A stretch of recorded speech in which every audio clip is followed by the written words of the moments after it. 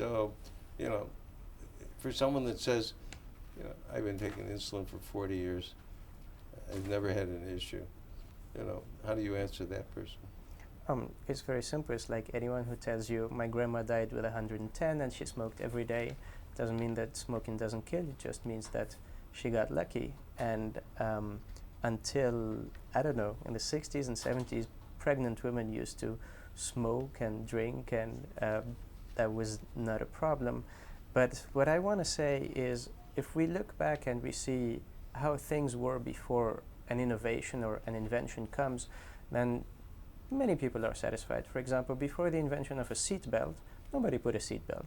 But once seat belts were available in every car and it became a legal obligation to put them on, everyone started putting them on. So I think that there will always be people who deny stuff, like, I don't know, that smoking doesn't kill or whatever.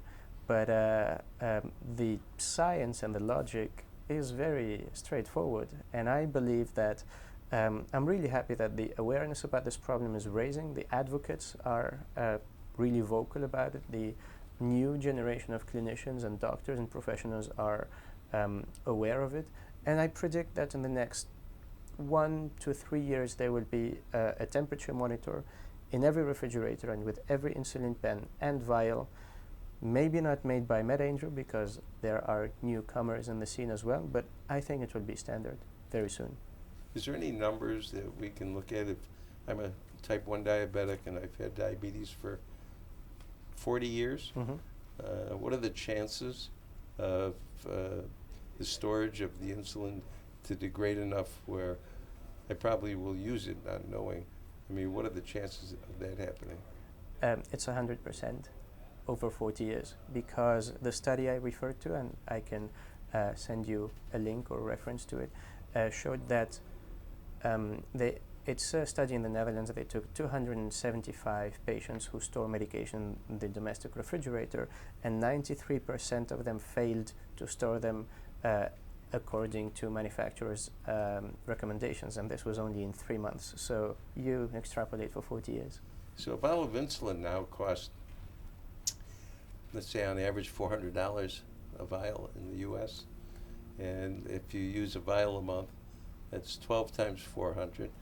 That's about $5,000. And if you use it for 20 years, okay, that's a lot of money. So is that one of the things that you market, that this can save countless dollars? And do I have to use your product? Does it cost $100,000 for your product? Does it cost 30 cents for your product? What's it going to set me back as far as my dollars and cents?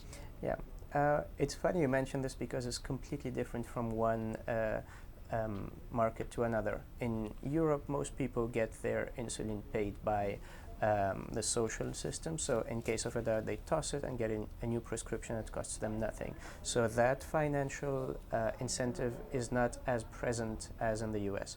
And that's probably why we do almost 80% of our sales in the US. Is because of this, because people think, okay, this takes the uncertainty away and it saves me a vial or a pen a year. It pays off for itself, and that's because our product is extremely affordable. So it costs $49 or $89 for two sensors, and people see the value in it immediately, especially if they had this experience or the situation before. If they were standing in front of their refrigerator or cool bag or at any situation, and they doubted, is this still good or not? And they had to get rid of that doubt by throwing away that vial or pen, which is really sad.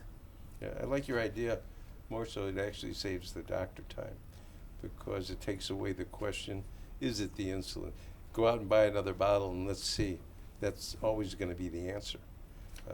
This can actually prevent that from happening and take more immediate steps to take care of the problem, just like what happened with you.